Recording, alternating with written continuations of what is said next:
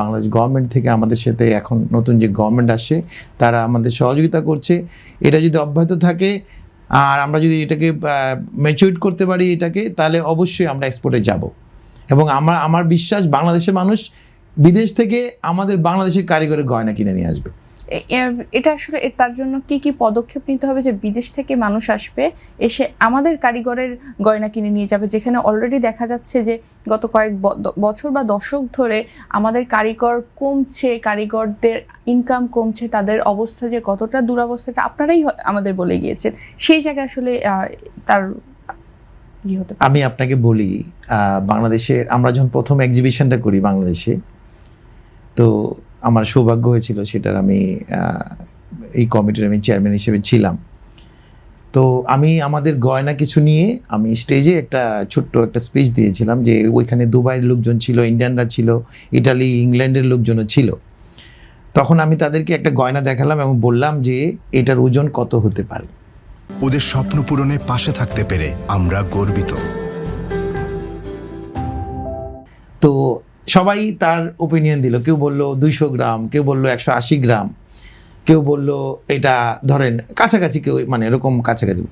আমি তখন একটা ছোট্ট মানে স্কেলে নিয়ে জিনিসটা ওজন দিলাম। সেটার ওজন ছিল মাত্র 92 গ্রামের মতো, তার মানে হাফ। মানে আমার দেশের কারিগর এত বেশি হালকা কাজ করতে পারে, যেটা এই মুহূর্তে আরও বেশি দরকার। যে দুবাই থেকে আমাকে বহু কোম্পানি বলেছে যে আপনারা আমাকে প্রোডাক্ট দেন, আমরা এই হালকা গয়না আমরা দুবাইতে নিয়ে বিক্রি করব। আর দুবাই হলো একটা হাব, আপনি যদি আপনার গয়না ওখানে পাঠাতে পারেন, সমস্ত পৃথিবীতে আপনার গয়না সার্কুলেশন হবে। তাহলে প্রোডাক্টটা দিতে পারছেন না কেন? দিতে পারছি না হলো আমাদের দেশের এক্সপোর্টের যে নীতিমালা সেইটা এখনো তৈরি হয়নি। এটাকে তৈরি করতে হবে এবং সহজ করতে হবে, যে আমরা যেন আমাদের 5 থেকে 10 কেজি গয়না হাতে ব্রিফকেসে করে নিয়ে যেতে পারি। এবং আমি যখন যাব এয়ারপোর্টে একটা সিস্টেম থাকবে যে আমি কতটুকু গয়না নিয়ে গেলাম, এবং আমি আবার ওইখান থেকে সেই গয়নার যে গোল্ড আমাকে তো আবার রিটার্ন আনতে হবে, নাহলে তো আমি আবার এখান থেকে ট্যাক্স দিয়ে কিনতে হবে। তার মানে সেই গোল্ড আমি আবার ফেরত নিয়ে আসবো। এবং এখানে একটা প্রণোদনার ব্যাপার আছে। আমি এক্সপোর্টে যাব, যারা এক্সপোর্ট অলরেডি করে তারা কিন্তু সবাই কিন্তু একটা প্রণোদনার মাধ্যমে আসছে, এবং তাদের একটা যখন রেডি হয়ে গেছে তখন তাদের আর প্রণোদনার দরকার হয়নি। তো আমার দেশে এখন হঠাৎ করে তো আর আমি পারবো না, গভর্নমেন্টকে আমাদের সহযোগিতা করতে হবে। যে আমি হয়তো বা 1 কেজি গোল্ড নিয়ে গেলাম, আমি আবার ট্যাক্স ফ্রি করে যেন আমি আবার 1.5 কেজি বা 2 কেজি গোল্ড নিয়ে আসতে পারি।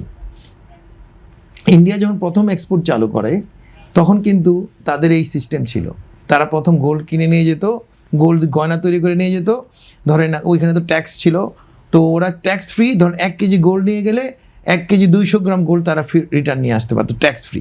তো ওই প্রণোদনার জন্য তারা প্রথম 2-3 বছর যখন দেখলো যে এটা আর দরকার নাই, এমনিতেই হচ্ছে, প্রচুর এক্সপোর্ট হচ্ছে, তখন তারা ওটা অফ করে দিল। তাদের তো এখন $1 বিলিয়ন রপ্তানি। হ্যাঁ, $1 বিলিয়ন রপ্তানি। কিন্তু আমরাও কিন্তু পারি, আপনি বিশ্বাস করবেন কিনা জানি না, বাঙালি কারিগররাই কিন্তু সমস্ত পৃথিবীতে জুয়েলারি সেক্টরে রাজ করছে।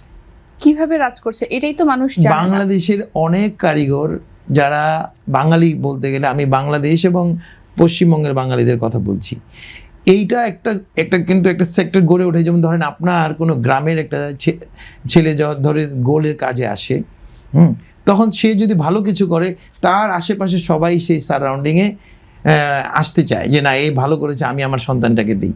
এটা কিন্তু দিন দিন বন্ধ হয়ে যাচ্ছে বাংলাদেশ, যেহেতু কাজ নাই। কাজ যখন বাড়বে, যখন এক্সপোর্টে যাবে, লোকে যখন ভালো কিছু পাবে, তখন ওই সারাউন্ডিংয়ে আরও লোকজন আসবে।